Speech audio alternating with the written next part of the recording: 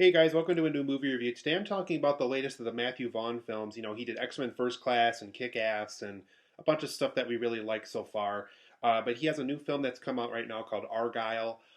This is a film that's based off of a book that I guess literally just came out back in January. But he adapted it. He got a hold of the book before everybody else and adapted it into a film himself. So this is the story of Argylle. So in this movie, you guys, basically we follow an author who has a successful series of spy novels, and she's kind of getting to a point where she wants to kind of take the franchise in a new direction, introduce something new, not just do another cliffhanger to get more readers to buy her next book or anything like that. So she's trying to kind of come up with a way to kind of keep things interesting, keep the franchise fresh, and kind of still, make these spy novels that she seems really imaginative and good at. And so over the course of this film, for one of her novels, she's basically kind of going through writer's block and wants to visit her parents. Her parents kind of got to look at her manuscript for her next book, and they're not super happy with it.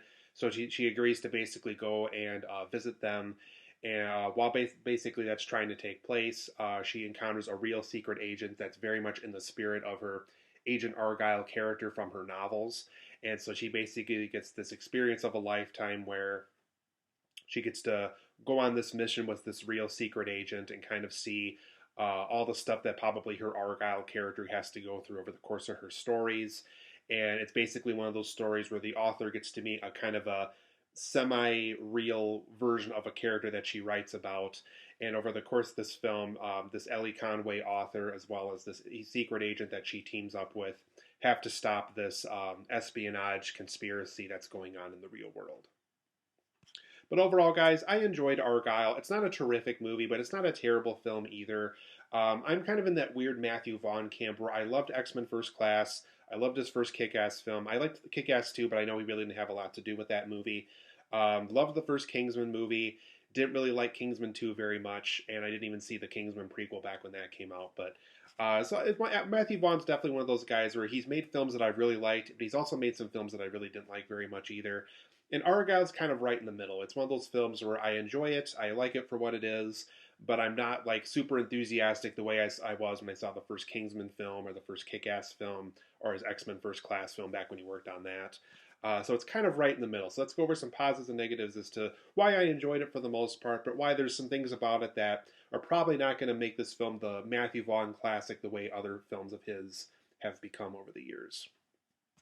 So for my positives and negatives of this movie, I do like how the film depicts a writer's imagination when they're working on a story. There is a lot of moments where, because Henry Cavill basically plays this Agent Argylle character in this Ellie Conway's mind throughout the course of the movie. And it is kind of fun to see how, when she doesn't like a way a sentence is playing out or the way a certain scene is playing on as she's writing it in. There is certain things where, like how Henry Cavill responds to it and how she responds to it when there's something in the story that she doesn't like or the way that he doesn't like. And so it's kind of fun how the film depicts how that kind of stuff plays out where, a simple delete key is kind of the answer to a really bad writing thing that you're going through and stuff. And so the film plays around with that pretty fun and easily. So I do like how the film depicts a writer's imagination when they're depicting a certain kind of story. I also thought this was a fun set of characters. Argyle is one of those weird experiences where there's certain characters that don't get a ton of screen time, but for the screen time that they do get, I feel like Matthew Vaughn and his screenwriter, I think Jason Fuchs was the screenwriter of this movie, they get kind of these weird slash interesting characteristics about these characters that we don't really get a lot of time with over the course of this movie. And so I thought this film did a great job of, for the characters that we do get a lot of time with, obviously they get a lot of development. And for the characters that we don't get a lot of time with, there's just enough unique characteristics about them or just enough likability about them where by the time they do get screen time in the movie, they are kind of very unique, fun characters to go on this adventure with. So I thought that aspect of the film was also very well handled. I also like how colorful the film palette is for this movie. Matthew Vaughn's pretty good about that with most of his movies. He's good about making a good-looking movie. He seems to believe in a lot of yellows and golds in this movie. Argyle certainly consists of a lot of that color over the course of this movie. So I thought the color palette that this film did, making everything kind of bright and colorful, I thought was very well handled in this movie. And for the most part, this is a very entertaining film. Even on the moments where you're kind of cringing and not really enjoying certain parts of it, it is an entertaining movie. They did find a way to kind of make sure that you're having a good time while watching it. It is one of those films where I never really felt bored while watching it. So they did a great job with making sure I was having fun over the course of this story. I also like how the film knows how to earn and break your trust on certain things. And I think that's important to do with a secret agent story because there is a lot of stories with spies where sometimes they work for the good guys, sometimes they work for the bad guys, sometimes there's reveals that happen where the good guys become the bad guys and the bad guys become the good guys. And so it is one of those films where it is good about earning and breaking your trust.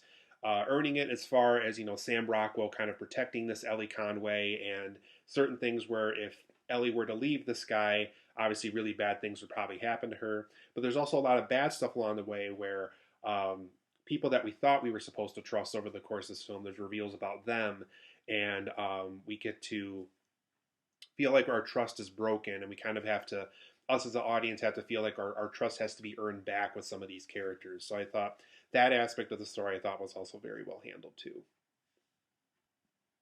And for this one's more of kind of, it'll depend on how you view it. So I kind of put this in a weird category where it's not really a plus, but it's not really a negative. This will kind of be however you as the audience member are going to interpret this. So I kind of have this in like a weird middle category. And that is that this film has a ton of plot twists. Some of you are going to really like that just because there's kind of a surprise in every turn in this movie. But some of you are really not going to like that because it is kind of exhausting after the while. And there's even like a end credit scene that also is once again a plot twist. So it is one of those things where it'll either become really tiring for you or it'll be really exciting for you as you're watching the movie because there is a lot of plot twists thrown at you. Whether you think that's a good thing or a bad thing, I'm going to leave up to the other audience members because I'm kind of right in the middle on it. But for my negatives of Argylle, but things that I personally do feel is a negative. Got a weird notification on the computer. There we go. So for my negatives of this movie, it is kind of hard to figure out who the main villain of this film is. Like I said, because there is so many plot twists, it is kind of hard to keep up with who exactly is the good guy, who exactly is the bad guy of the story. So it is one of those films where kind of by the end of it, you kind of have to piece it together yourself as, well, I guess this person was kind of good, this person was kind of bad. This person helped out in this way, but this person kind of didn't help out in this way, so I guess technically they're bad now. So it is one of those films where it's kind of unclear who the main villain is because some of them do a lot of really good things throughout the movie and some of them do a lot of bad things. So it is kind of hard to keep up with who exactly is the villain of the story. Another negative I have with the movie is there is some cheap looking green screen effects. And I think that where this is most noticeable is when they did shoot on location in certain scenes and then they have to like add certain things in to make it feel like you're still in that location. And it is kind of noticeable. Like there's literally a scene where Sam Rockwell and Bryce Dallas Howard, they have to figure out if they have to jump from this building or not. And clearly some of that was shot on location somewhere. And then there's just as many shots where obviously the stuff that you see behind them is a green screen.